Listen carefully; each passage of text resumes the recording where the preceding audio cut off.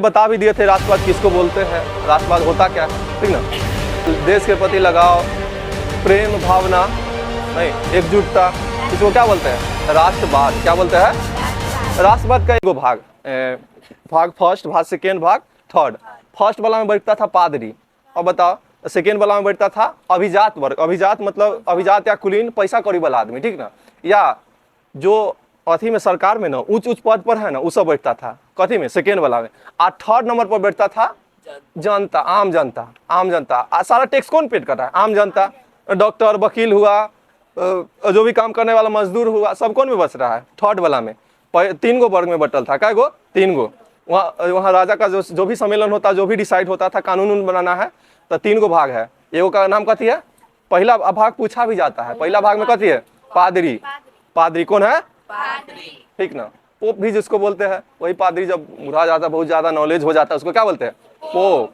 Pope का शहर रोम। जब क्रांति में बताएंगे कि काहे पोप भाग गया था सब। तो 3 गो भाग में बट्टल है। वो 3 गो भाग में राजा केकर सुनता था, पादरी वाला का, आ कुलीन वर्ग का।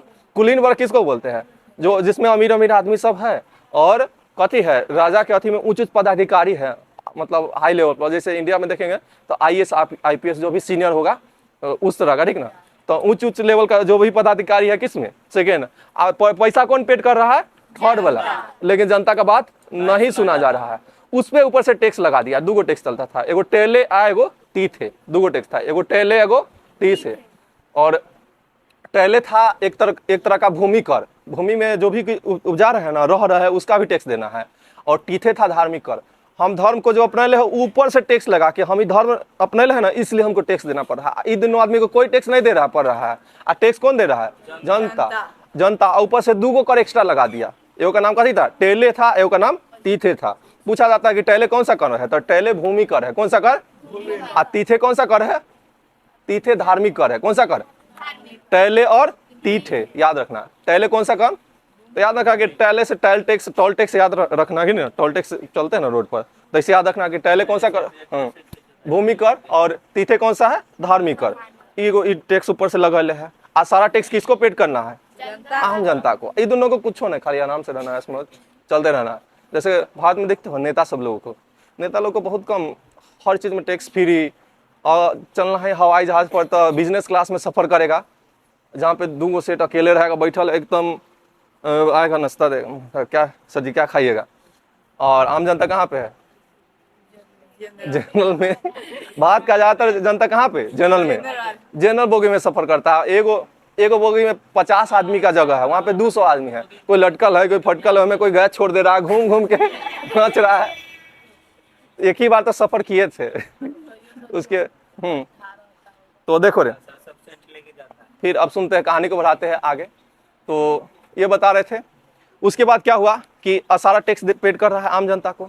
और उसमें लास्ट में क्या हुआ, 1789 में ही राजा क्या किया कि जब ना टैक्स लगाया ना, ऊपर से टैक्स जब लगा दिया, तो आम जनता भड़क गया। आम जनता का जो तीनों का सम्मेलन चल रहा था, आम जनता भड़क गया। फिर भी होकर बात नहीं सुना, उसको हटा दिया। अब फैसला क्या लिया गया कि कोई भी अब कानून बनेगा, नियम, तो यह दोनों से पूछा जाएगा, उस सब से नहीं पूछा जाएगा। और उस सब का संख्या 600 कुछ था समथिंग। ये दोनों को मिला देंगे ना, उतना से मतलब इन दोनों को जब मिलाएंगे, उससे ज़्यादा संख्या अकेले था उसका, ठीक ना, 600 समथिंग था, 621 के आसपास, ठीक ना। सोच लो कि संख्या भी ज़्यादा उसका है, टैक्स भी सबसे ज़्यादा वही पेड कर रहा है, ठीक ना। क्या कि उसमें आम जनता में चुन चुन के आदमी आता था, इसमें भी चुनाल था। लेकिन इधर दोनों टैक्सों पेड नहीं कर रहा है। कौन वर्ग, कुलीन वर्ग वाला और पादी वाला, टैक्स फ्री है। इससे नहीं पूछा जा रहा है, पूछा किससे, मतलब उससे जो टैक्स पेड रहा है उससे नहीं पूछा जा रहा है, किससे पूछा जा रहा है, ये जो टैक्स नहीं पेड कर रहा है, कुलीन वर्ग और पादरी वर्ग। इसी से जनता भड़क गया, और भड़क के निकल के उसको कहा कि अब अगला बार नहीं पूछा जाएगा। जनता भड़क गया, निकल के गया। एक बगल में टेनिस कोर्ट का मैदान था, ठीक ना, तो टेनिस कोर्ट का बैठक कहा जाता है। निकल के गया जनता, सब कथी किया, टेनिस कोर्ट का बैठक। टेनिस जानते हो, टेनिस खेल होता है, ठीक ना, और कोर्ट पर खेला हो जाता है, उसको मैदान को क्या बोलते हैं, कोर्ट। टेनिस कोर्ट का मतलब ना समझना, पहनने वाला कोर्ट, ठीक ना। टेनिस जिस पे खेला जाता है उसको बोलते हैं कोर्ट, कभी बोलते हैं। तो टेनिस कोर्ट का मैदान था, वहीं पे सारा जनता जो भी आया था गया भर का कि अब रजबा को नहीं छोड़ेंगे, अब बदला लेना है, बदला नहीं।